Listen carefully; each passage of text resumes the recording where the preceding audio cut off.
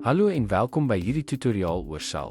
Vandag gaan ons dieper in op die IPDATA-stelling, 'n kragtige instrument wat gebruik word om bestaande rekords in 'n tabel te wysig. Of jy nou 'n enkele waarde of verskeie kolomme gelyktydig wil verander, om te verstaan hoe om IPDATA korrek te gebruik, is noodsaaklik om jou data veilig en effektief te bestuur. Kom ons begin. Die doel van die IPDATA-stelling is om die waardes van een of meer kolomme in bestaande rekords te verander sonder om nuwe rye by die tabel te voeg.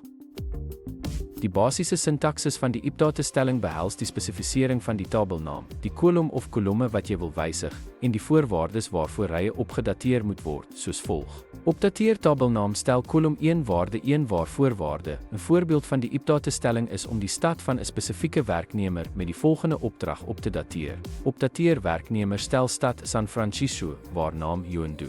Wanneer verskeie kolomme opgedateer word, die IPDATA stelling laat jou toe om verskeie waardes gelyktydig te verander, soos hier getoon. Opdateer werknemer stel stad Boston, ouderdom 32 waar naam Alita Smitte. 'n Belangrike waarskuwing wanneer die IPDATA-stelling gebruik word, is dat die weglating van die were-klousule alle rye in die tabel sal opdateer, wat tot onbedoelde veranderinge kan lei.